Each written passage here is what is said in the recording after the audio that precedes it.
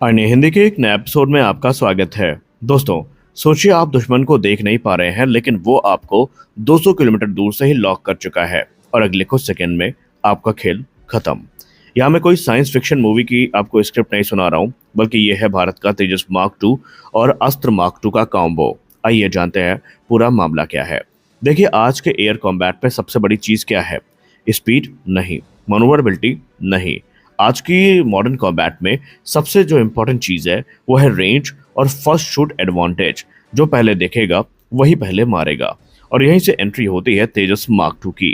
तेजस mark 2 कोई ordinary fighter aircraft नहीं होने वाला है। और ये मैंने जितनी भी रिपोर्ट्स अभी तक तेजस मार्क 2 में कवर करी हैं, वहां पर मैंने आपको बताया था कि ये एक नया रेवोल्यूशन लेकर आएगा भारत के एविएशन इंडस्ट्री में, और ऐसा हो रहा है।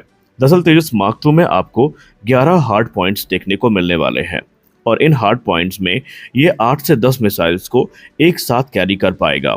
इसके अलावा इसका जो एसा रडार है वो इसको लॉन्ग रेंज डिटेक्शन कैपेबिलिटी देगा, और इसके पास तकरीबन 2 घंटे का जो इंड्योरेंस टाइम है ये भी होने वाला है। यानी ये सिर्फ एक फाइटर जेट नहीं है, बल्कि ये एक उड़ता फिरता मिसाइल कैरियर है। यहाँ पर आप इसको मिसाइल ट्रक भी कह सकते हैं। अब आइए बात करते हैं उस हथियार की जो गेम बदल देगा। वो है अस्त्र मार्क 2। अस्त्र मार्क 2 की रेंज 220 किलोमीटर से ज़्यादा की है, और इसमें एडवांस प्रोपल्शन यूज होता है। इसका जो नो एस्केप जोन है वो अस्त्र मार्क 1 की तुलना में ज़्यादा बड़ा है। यानी ये मिसाइल अगर एक बार लॉक हो गई तो फिर एनिमी के पास बचने के जो चांसेस हैं ये बहुत कम हो जाएंगे। अब मान लीजिए कि दुश्मन का जहाज 150 किलोमीटर की रेंज में आ गया है, और तेजस मार्क 2 उसको 200 किलोमीटर पहले से ही देख पा रहा है, और एनिमी को पता नहीं है, और वो धीरे धीरे तेजस के पास आता जा रहा है। यानी तेजस को पहले से उसकी हर मूवमेंट का पता है, और इससे पहले कि एनिमी का एयरक्राफ्ट रिएक्ट कर पाए, तेजस की मिसाइल उसको पहले ही हिट कर देगी। यहाँ पर पायलट शूट करेगा और टर्न करके सेफ हो जाएगा, और एनिमी को समझ में ही नहीं आएगा कि अटैक हुआ कहाँ से। मॉडर्न वॉरफेयर सिर्फ मिसाइल से नहीं जीती जाएगी, बल्कि डेटा लिंक, एवैक सपोर्ट और जो नेटवर्क सेंट्रिक वॉरफेयर है उससे जीती जाएगी। और तेजस मार्क 2 इन सब के साथ काम करेगा। यानी ये सिर्फ खुद नहीं, बल्कि पूरी टीम को पावरफुल बना देगा।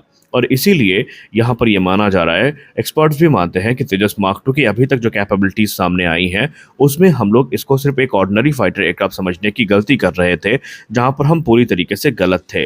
बल्कि ये जो एयरक्राफ्ट है ये कोई ऑर्डिनरी फाइटर एयरक्राफ्ट नहीं है, बल्कि उड़ता फिरता मिसाइल ट्रक है, जो अपने सॉल्वो अटैक से, यानी 8 से 10 मिसाइल के डायरेक्ट अटैक से एनिमी को ब्लाइंड कर सकता है, उसके रिएक्शन टाइम को ख़त्म कर सकता है, और भारत को सुरक्षित बना सकता है।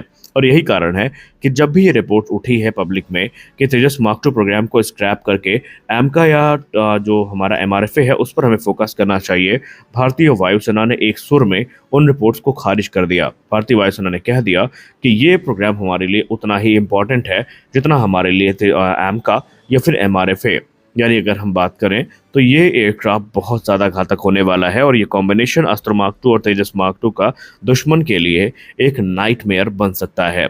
यानी तेजस मार्क 2 सिर्फ एक अपग्रेड नहीं होगा, ये इंडिया की एयर पावर का एक नेक्स्ट लेवल है जो बहुत जल्दी अचीव हो जाएगा। हमने आपको इसके टाइमलाइन के बारे में ऑलरेडी प्रीवियस वीडियोस में बताया कि कैसे इसके पहली उड़ान के तुरंत बाद इसको जो टैक डीई है वहां पर ट्रांसफ़र कर दिया जाएगा, जहां पर उसकी इसी एयर कॉम्बैट की रणनीति तैयार की जाएगी, और जो हमारे टॉप प्लेयर्स हैं इंडियन एयरफोर्स में, टॉप पायलट्स हैं, वो इसकी रणनीति बनाएंगे कि किस एल्टीट्यूड से मिसाइल को लॉन्च करना है, कितनी दूरी से कौन सी मिसाइल इफेक्टिव फायर कर सकती है। इन सब की जांच की जाएगी, और इस टेस्ट को 2 साल के अंतर्गत पूरे करने की जो टाइमलाइन है वो रखी गई है। तो क्या आप भी मानते हैं कि तेजस मार्क 2 जितना ऑन पेपर है उससे कहीं ज़्यादा घातक होगा?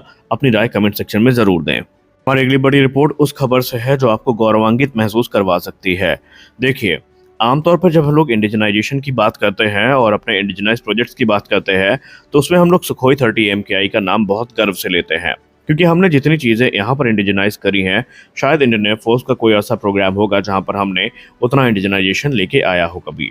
लेकिन अब यहाँ पर एक और बड़ा माइलस्टोन यहाँ पर ऐड हो गया है, क्योंकि आज भारत के डिफेंस सेक्टर के लिए एक बहुत बड़ा दिन है, क्योंकि सेमिलैक ने मिश्र धातु निगम लिमिटेड द्वारा बनाया गया जो सुपर एलॉय है उसको सर्टिफाई कर दिया है। अब इससे पहले कि आप लोग सोचें कि हम किसी आम सुपर एलॉय की बात कर रहे हैं या कोई ये आम ब्रेक थ्रू है, आपको हम बता दें कि इन सुपर एलॉयज का इस्तेमाल होगा सुखोई 30 MKI के पावरफुल AL-31FP इंजन में। और अब आप लोग यहाँ पर इसका महत्व समझ चुके होंगे। ये इंजन पावर करते हैं सुखोई 30 MKI को और यही पावर करेंगे भविष्य में सुपर सुखोई को। मतलब भारत अब खुद का जो जेट इंजन है जो हम बनाने वाले हैं उसके लिए तो हमने एक बड़ा ब्रेक थ्रू कर ही लिया है, लेकिन जो एग्जिस्टिंग AL-31 इंजन है उनको भी हम इंडिजनाइज कर पाएंगे। अब इसके कॉन्टेक्स्ट को समझने के लिए आपको थोड़ा पास्ट में जाना होगा। पहले समस्या ये थी कि AL-31 FP इंजन वैसे तो हिंदुस्तान एरोनॉटिक्स लिमिटेड द्वारा बनाए जाते थे, लेकिन उसके लिए जो हाई टेम्परेचर एलॉयज थे ये रूस से आते थे और ये एलॉय ब्लैक बॉक्स टेक्नोलॉजी थे, यानी कि आसानी से नहीं मिलते थे और अगर मिलते भी थे तो इनका टेक्नोलॉजी एक्सपोजर हमें नहीं था। यानी ये इंजन भारत में असेंबल होते थे, लेकिन इनका जो हार्ट था या हम आम भाषा में कहें तो इनमें यूज़ होने वाले जो हाई टेक्नोलॉजी वाले मटेरियल्स थे ये रूस सीधा भारत को सप्लाई करता था, भारत के पास इनका टेक्नोलॉजी नहीं थी। लेकिन अब सुपर एलॉयज क्योंकि हमने विकसित कर लिए हैं तो ये हमारे लिए एक बड़ा ब्रेक थ्रू है। अब सुपर एलॉयज होते क्या हैं, आइए इन पे भी बात कर लेते हैं। देखिए सुपर एलॉयज बेसिकली बहुत खास धातु होती हैं जो कि 1200 डिग्री सेल्सियस से ज़्यादा तापमान को झेल सकती हैं और ये हाई प्रेशर और स्ट्रेस में भी खराब नहीं होती और ये जो इंजन है उसको क्रीप होने से यानी धीरे धीरे मुड़ने से भी बचाती है। अब सबसे खास बात तो ये है कि इंजन में सबसे हॉट और क्रिटिकल जो हिस्सा है वो इन्हीं से बना होता है और मिश्र धातु निगम लिमिटेड ने फिलहाल 3 प्रकार की जो था सुपर एलॉयज हैं इन्हें विकसित किया है। पहला है ZS6Y जो कि टरबाइन ब्लेड्स के लिए बनाया गया है।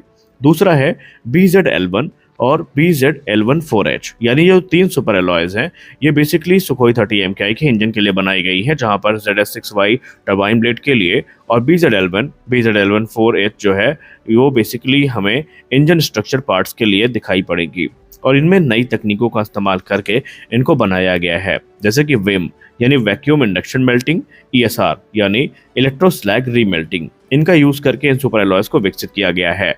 इसका रिजल्ट ये मिला कि हमें ज़्यादा प्योर मेटल मिला, ज़्यादा स्ट्रेंथ मिली और ज़्यादा लाइफ मिली और इसका फ़ायदा ये होगा कि हमारी जो इम्पोर्ट डिपेंडेंसी है उसको ये ख़त्म कर देगा।